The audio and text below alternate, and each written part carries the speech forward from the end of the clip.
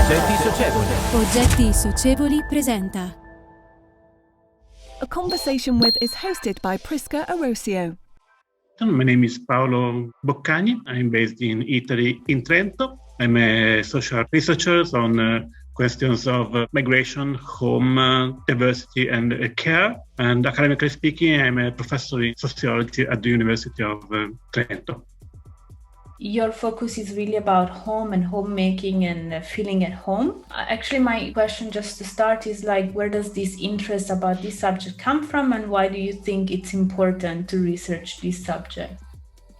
As far as I'm concerned, I think that an interest in home, and not only for me, but for many colleagues who work on similar topics, has to do with a way to dematerialize the place I am in, the condition I happen to be in. Home has to do with one's origin. One was born and grew up in a certain place, in a certain time, with a number, in my case, and of many people like me, of privileges. Do not just come from nothing, but are the result of historical patterns of development in society and so forth. So one aspect of interest in home has to do with reflexivity, with reflecting on one's position in the world, where one happens to be and where that position, a privileged or not a privileged one, comes from. The second aspect has to do with interrogating the ways of living the place where I am. How do I feel in the material place I am, particularly on the domestic scale, on the built environment scale, but also on broader ones, and how the place where I am fares relative to the place where I would like to be. So how it is that, in my case, and in different ways for anybody, the place in which I am living on different scales reflects my position, my personality, my tastes, my way of life, or instead constrains it, how far the conditions I live in meet my own ideas, values, particularly for the underprivileged in any case, are distant from my own views, moral standards, and so forth. Why researching home matters? I would say that the more kind of abstract and conceptual answer is it matters because it unveils the unequal rights, opportunities, and the possibilities each of us has to, on one hand, appropriate place, to have a claim on some space, on some small portions of the world to be ours, to be under control of us, to be a place where we feel we are ourselves. We are in a position of intimacy, of protection from the outside world, of comfort. And parallel to appropriation is the metric of attachment. How far, depending on my conditions, I feel that I like or not the place I am in. I like taking care of it. I like making it a vehicle to tell something about me, about my lifestyle, aesthetics, my values. In a more indirect way, researching home, which is not the same as researching house, is an entry point to interrogate questions of belonging, integration, membership from below, not as policy-driven categories or as abstract philosophical categories, but from people's ways of relating to place, everyday lives. This is a little bit also a starting point with the project you are involved, which is called Homing. Maybe you can give us a short introduction on the project, also in relation to how you're looking at home, that it's not really about policy, but it's about multilateral view on the idea of home. So what is the project about and what's the aim of the project? A few years ago, I was lucky enough to get a European Research Council grant from the European Commission for a book proposal called Homing, the Home and Migration Nexus, where the gist of the project lies in a comparative studies of the ways in which mobility and displacement shape people's experience of home. How it is that migrants, refugees, and more broadly, people on the move are in a position or not to make themselves at home, which means to find or not, depending on a number of circumstances, adequate accommodation in the first place, but also to attach or not a sense of home to the infrastructure and to the built and natural and relational environment in which they live, and how the very view and emotion of home travels or not with them. How it is that people who, in a way, left behind all that used to be home for them, the domestic environment, the city, the country where they live, how is it that something of that is portable and carried over time and shapes their everyday life course?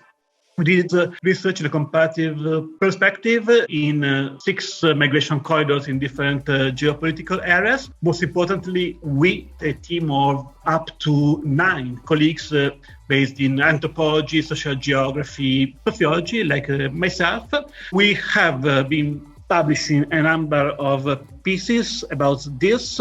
What we're supposed to deliver in first place is an academic one. But at the same time, particularly through the website, we have been trying to talk to a broader audience, as long as first, the interesting question of home, it is something that matters and makes sense to anybody, including those who live in utterly marginalized life condition. Home, if only as a need and as a dream, is always there. In the second place, the question of dissemination has to do with the debate to a broader audience, not only for questions of migrant integration, migrant access to the housing market, which is pivotal, also as a way to approach their lived experience from the everyday, from within. I would dare say, again, with any people making sense in certain ways of what home means to them, of how they relate and how they feel inside the places in which they live, is conducive to a better understanding of their biographical circumstances on one hand, and on the aggregate impact of migration on the other hand. I had a look at the also publication you had, Thinking Home on the Move, a conversation across discipline. Mm-hmm. Is that part of the intention to be multidisciplinary? It is definitely part of the intention, and in some way it is a need, because all across social sciences and even beyond, there is something to be said about home. There is an anthropological background as much as a historical and geographical and architectural one, and so on. What a few colleagues and I did with this book was actually starting from a series of interviews with leading scholars over time, framing them into our own understanding of home. The idea is that discussing about questions of home on the move among the migrants makes a difference, because for people on the move, home is no longer something self-evident, something that lies out there, something where I am. But it is rather something I am searching for, something I am striving for, possibly in contentious ways. It's more productive to make sense of home whenever you are not in it, whenever, even dramatically, sometimes you have been expelled from it, because you understand a number of things that in the everyday life, for the most of us, are just taken for granted. Whenever someone lacks that something, he or she is also in a position to understand what that something is, what matters for people to be at home, what needs to be there along with the bricks and mortar for someone to be able to call home a certain place. In reworking these interviews, we categorize them along a number of lines that have to do with the transnational migration and asylum, as much as with material culture, with objects, and with other aspects that are important for us to make sense of a home.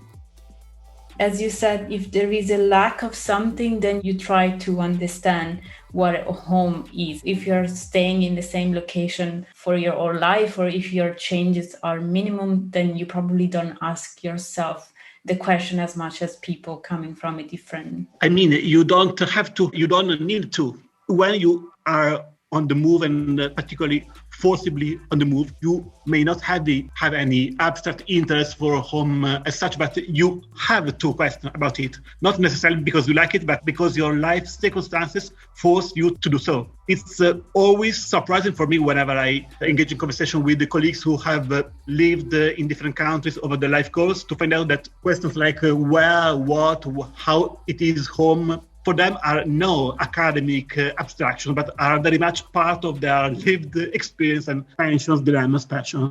This is really about also the definition that the culture give you of what is home. You then don't question yourself till you actually are in the position to move to another location or to be in a context that is completely different. And then you have to recreate a home, but then maybe the cultural context is different. You don't question yourself, and for the matter, you don't even question all the subtexts that are hidden into the common sense understanding of home. Is by no means a neutral notion. Decades of critical debates in feminist studies and beyond have fruitfully reminded us about the gap that exists between the romanticized imaginary of home as an ideal place of comfort and the very empirical fact that for a number of people, arguably for most people, this is not the case. As far as women are concerned, the very place we call home can turn out into the most unhomely ever for all the sorts of violence and inequality that are over time. How does feeling at home play a role in people's life, and especially in your research about migrants? Because I did read the article, Feeling at Home Across Time and Place, a study of Ecuadorians in 3 European cities. Maybe you can mention something about this research and also how does it connect with the broader research of homing and the feeling at home? Thanks for pointing out to this article in particular, which I published with a colleague, Carlos Vargas Silva, a couple of years ago. This is kind of a particular article for homing, because the bulk of the project, and myself by training, has more to do with ethnography, with the qualitative research, which is very appropriate and necessary in many ways when it comes to such a personal, sensitive, and biographically thick topic such as home. Having said all this, one of the weaknesses, in my view, of the broader research field of home so far had to do that there had been relatively few quantitative large-scale studies, precisely for the reason that this is a complex topic to deal with, that it is operationalizable, yes, but with some limitations in that. Investing in quantitative research requires not only good expertise, but also a certain investment of resources, all the more with a large sample across countries and so on and so forth. So homing, the project gave us a valuable opportunity to have all these conditions at the same time, which is important. To put it briefly, what we did find with this survey on Ecuadorian migrants in different cities in Europe is that first, feeling at home, understood as a subjective meaning way to talk about belonging, about how one feels in one place and so on, is something that increases over time, parallel to the length of residence of people. The longer migrants stay in a country, the longer they do feel at home there, on all scales, whether we ask, do you feel at home in this country, city, neighborhood, or even dwelling, and they, over time, on average, I would just say after 10 years or something like that, they do feel at home more where they live than where they come from, which is not so banal as it might seem. It disconnects the register of home from the register of belonging, which means over time for migrants, as much as for anybody else, home in the normative sense of a place where I feel secure, familiar, and in control enough is not necessarily where I come from. My country of origin, even my ethnicity or my language are not necessarily the last word over where I should feel better. But if things go well, over time, I am more likely to feel at home precisely in the place where I am living. What interestingly this data also showed us was that among the semantic fields, the meanings that migrants associated more with home, there were questions of relationality, of being with one's dear ones, with the family members, with the partners or family members. There were questions of security, of having the right to have a place. There was not so much a question of feeling like in Ecuador, or of being connected to Ecuador, or having objects of Ecuador in the everyday life, which means the ethnic side is there too. But for migrants, as much as for anybody else, feeling at home in a positive way as something that has to do with the right to have access to a decent place, with the right to be in the company of the dear ones, with the right to be respected wherever they are. And it is not necessarily a matter of keeping precisely the same lifestyle as they would have done in their country. Question of home has more to do with access to equal opportunity with the mainstream than only with the retention of a minority ethnic identity.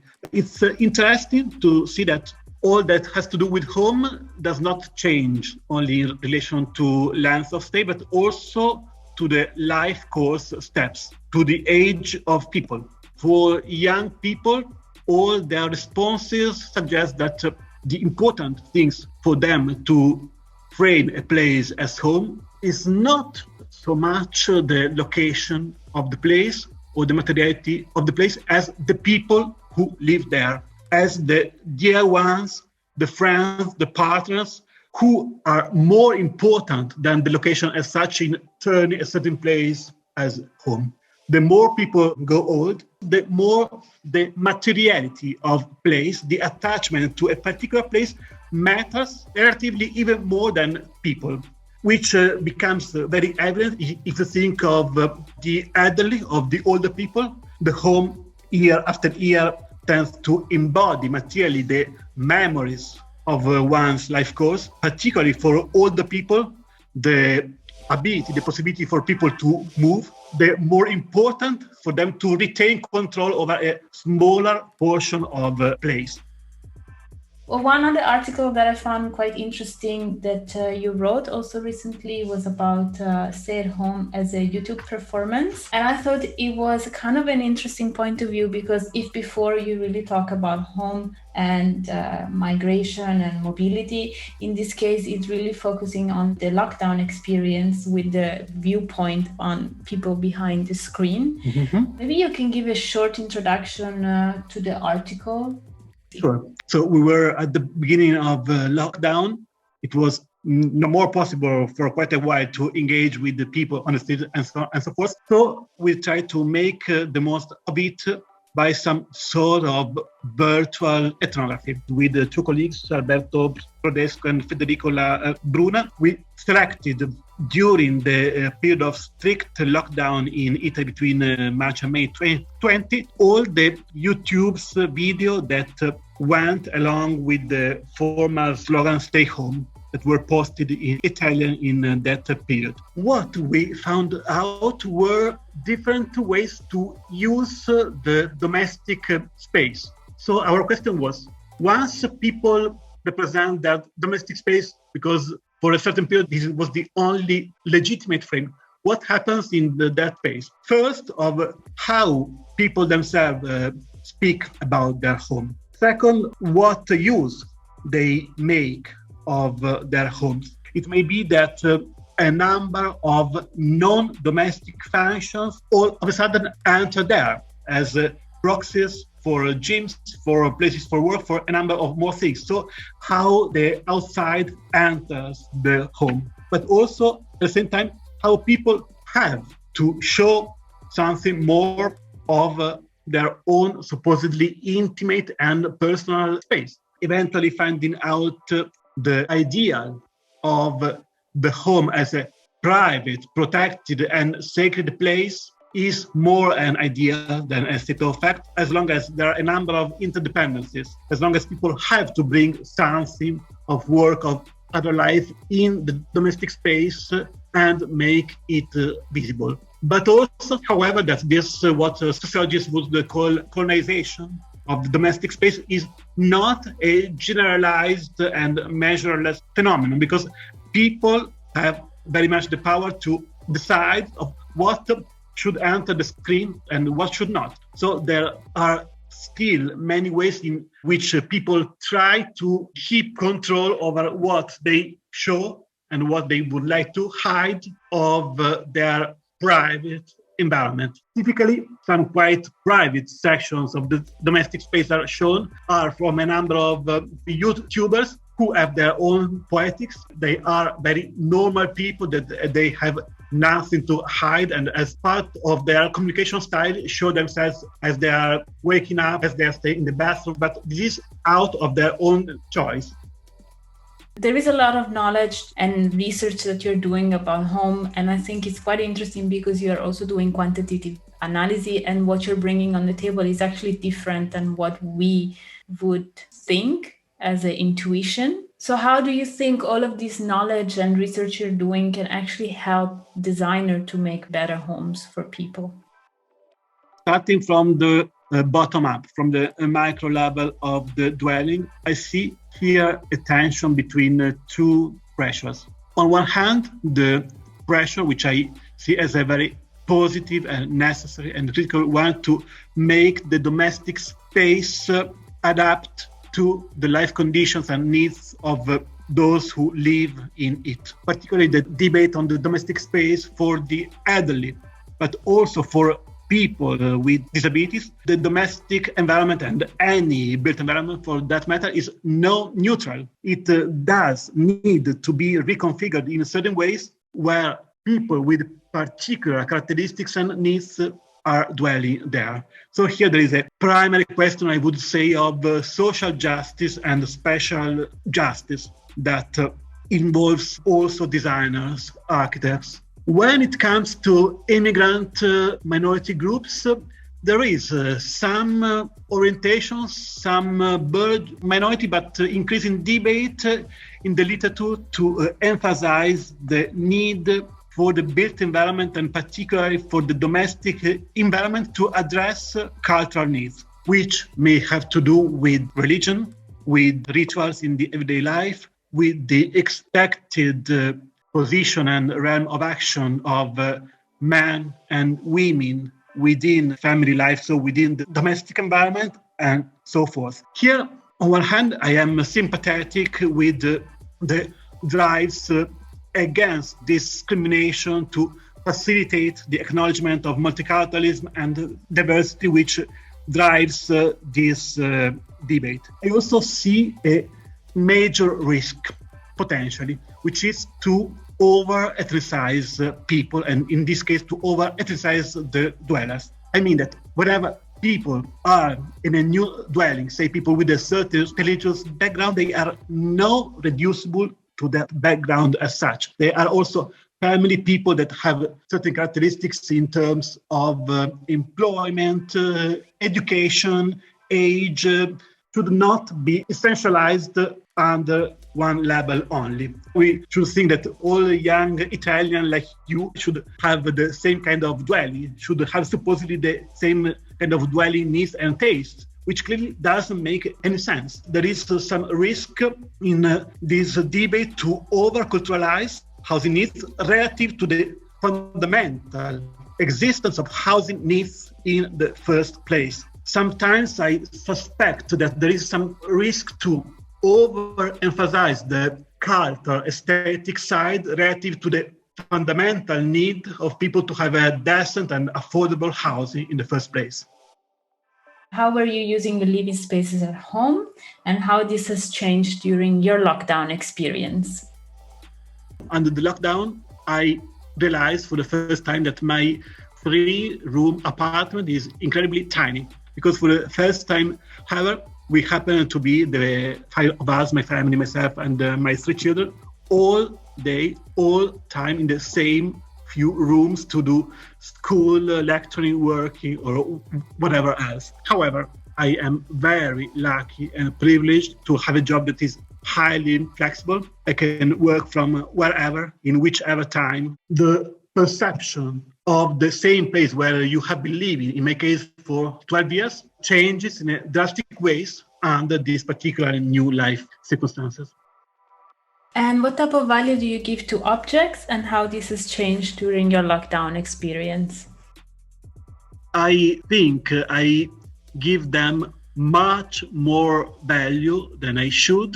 In my house being overcluttered and overcrowded with useless objects, which was clearly more burdensome during the lockdown, where I see objects important affordances for homemaking, but again, from a distance. Wherever you are away from the place you call home, and you can find out that very simple objects like a pen, a book, or whatever matter for you for what they elicit to you. That's an emotional function of object, which, however, during the lockdown, it rather operated the opposite way, because you were there possibly with objects you took up from travels, from holidays, from whatever that did remember you about the nice old time where you could go meet people and friends. So objects have a powerful function in raising emotion and memories, but it is not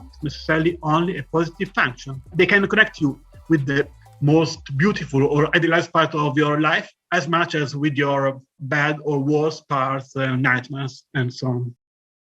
What does sociable objects or oggetti socievoli means to you, and what does it make you think the word sociable objects? Social objects, to me, conveys the idea of objects being sociable in the sense that they can be shared, they can be used by different people at the same time or over time. They articulate potentially at least times of collaboration, friendship, co-working. At the same time, interestingly, perhaps I will say that objects are sociable as long as they carry along some traces of those who used them before you, of the hands that had them before you had them. So there is a history of objects as much as of places that could be reconstructed precisely through the use of certain objects through different people. In this sense, objects are sociable not only as affordances to create and reproduce social ties between people, but also as units of analysis to reconstruct social histories of people.